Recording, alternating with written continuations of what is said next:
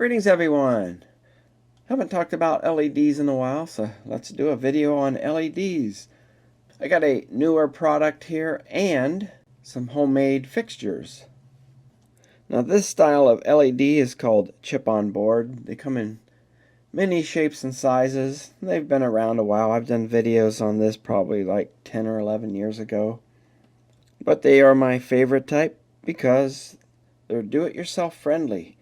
They're not real tiny. They have the little solder pads there, easy to solder wires onto them. Very easy to mount. I use this mounting tape here, this 3M mounting tape. It's double-sided thermal, so it works good with those LEDs. You can get them in various voltages and power ratings. You know, they come down probably from 1 or 2 watts up to, well, whatever the limit is, 100 watts or more maybe. Various color temperatures of light. You can get them in high CRI now, which means color rendering index. It just means the light quality is better. The first LEDs that came out had pretty poor color rendering. They were barely 70 CRI. Nowadays you can get them up to 98, 99 even. And I don't know about you, but I can certainly tell the difference. And the good quality ones will have protection diodes because the indium gallium nitride LEDs are static sensitive, so it's nice to have the extra built-in protection. So these are the older ones I had, the Cree CXA 1304.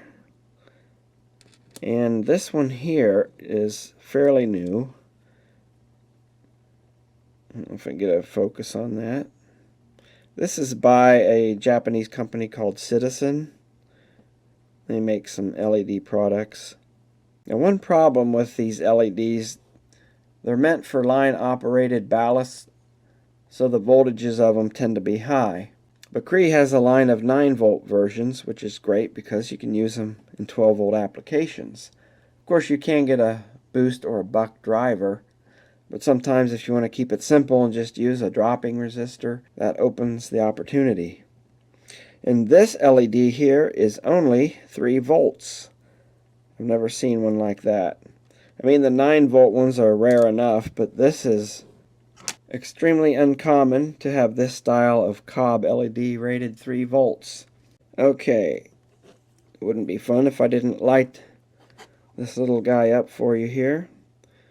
So I just have a couple AAA batteries. I don't need a resistor because the LED voltage is the same depending on the current. But if I look through the viewfinder here, see if I can get this on there. There we go. Oh yeah, that thing is nice. Nice and bright. This little guy is, like I said, it's Citizen Electronic. I will put the information there in the description down below, the part number. I got it from DigiKey. They have all different types. This is a 4000 Kelvin 97 CRI. Excellent, beautiful light coming out of that thing.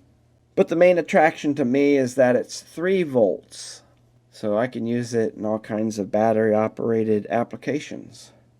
Okay, let's move on and take a look at some fixtures I made. So here is a completed fixture. I mean, nothing pretty, but it gets the job done. These are meant for like under cabinet use or outside under the eaves of the house. That's where I intend to use them. So what I did, I started with a piece of acrylic. I routed this. Still has the blue masking on it, but I routed this shape out of it and drilled holes. And then from there I glued another piece of acrylic on it to make the cover. After that I took aluminum plate, which acts as the base of the fixture and of course the heat sink. Drilled and tapped some holes, and of course mounted the LED inside, and end up with the finished product here. Okay, powered up using a 1K resistor. Just keeps the thing from blasting the camera. You can see it in operation there. So it's only running on like probably 5 milliamps, not very much at all, 5 or 6. But normally it'll run about, I'm probably going to run them at 200. It'll be plenty bright, I think, for my needs. Here's my grandiose plan here for a little power supply to power these LEDs. So 120 volts AC comes in, goes through a dusk to dawn photo control, in through a transformer, rectified, filtered. Then each circuit will have a dropping resistor. I'm kind of going back and forth. Probably going to go with 33 ohms. If I go with 24, I'll be running around 300 milliamps. That might be a little too bright for my needs. So if I go with 33 ohms, I think that'll be good. And this little symbol here indicates that this is remote. The LEDs will run from the central power supply out to its location on the house. So I already have wires run, and actually a couple of these installed already. Just need the power supply. And I might even add a 5th one with a switch for under cabinet lighting inside. So probably next spring I'll work on this when the weather's better. I'll build the power supply. About 10 years ago, an earlier version of this fixture design, I made some under cabinet lights for my parents.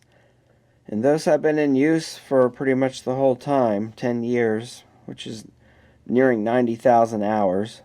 Of course, they are driven a lot harder than this here, but being in control of the design, I can make sure the heat sink's the proper size. I'm not driving the heck out of them, and then there's no reason why they wouldn't last a lifetime. Here's one of the lights I installed about 1.5 years ago. If we can focus on that, there we go. I used a different design till I standardize on that other design. I put this one up under the porch. It's kind of away from where the other lights are, so I think it'll help out. Of course, it's not powered up yet.